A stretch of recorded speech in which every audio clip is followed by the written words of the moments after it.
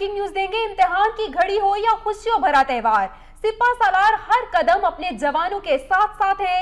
Army chief Eid मनाने अगले मोर्चों पर शुमाली वजीरिस्तान जा पहुंचे, इकट्ठे नमाज अदा की और जवानों से ईद भी मिली, इसके साथ साथ मिलकर खाना भी खाया। जनाज़ीन, आर्मी चीफ ने अपनी रवायत बरकरार रखी है। आर्मी चीफ की सरहदों की हिफाजत करने वाले जवानों को ईद की मुबारकबाद और खुद वो आज अगले मोर्चों पर एक बार फिर अपनी रवायत को बरकरार रखते हुए जवानों के साथ जा पहुंचे और उनके साथ ही नमाज ईद अदा की।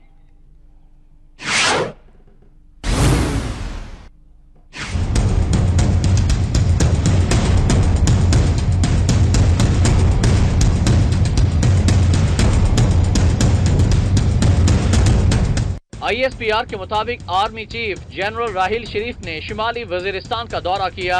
आर्मी चीफ ने शव्वाल और दत्ताखेल में फौजी जवानों से मुलाकात की और शव्वाल में जवानों के साथ नमाज ईद उल फितर अदा की, जो माजी में दहशतगर्दों का गढ़ था। जिसके बाद आर्मी चीफ ने अगले मोर्चों पर लड़ने वाले जवानों के बुलंद हौसले और अज़्म की तारीफ करते हुए कहा कि हमारी कौम और बहादुर फौज ने दहशतगर्दों के खात्मे और मुल्क का अमन बहाल करने के लिए बड़ी कुर्बानियां अदा की हैं।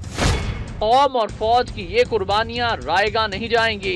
जनरल राहिल शरीफ ने कहा कि फाटा का इलाका क्लियर कराया गया और दहशतगर्दों का मुल्क भर में पीछा किया गया।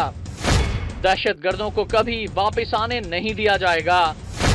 आर्मी चीफ ने कहा कि दहशतगर्दों के खिलाफ बिला इम्तियाज ऑपरेशन जारी रहेगा, जबकि किसी को पाकिस्तान की सरजमीन अफगानिस्तान के खिलाफ इस्तेमाल करने की इजाजत नहीं दी जाएगी।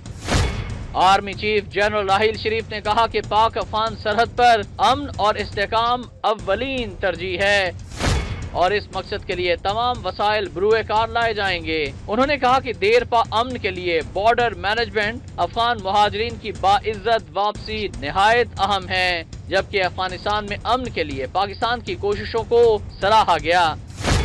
जनरल राहिल शरीफ ने यह भी कहा कि हम अफगान अमन अमल में खुलूस नीयत के साथ वाबस्ता हैं, इसलिए हम उम्मीद करते हैं कि अफगानिस्तान भी अपनी जमीन पाकिस्तान के खिलाफ इस्तेमाल नहीं होने देगा। आर्मी चीफ ने तमाम कमांडर्स, इंटेलिजेंस एजेंसियों और कानून नाफिज करने वाले इदारों को हिदायत की कि वो खिलाफ वर्जी करने वालों के खिलाफ सख्त कार्रवाई करें।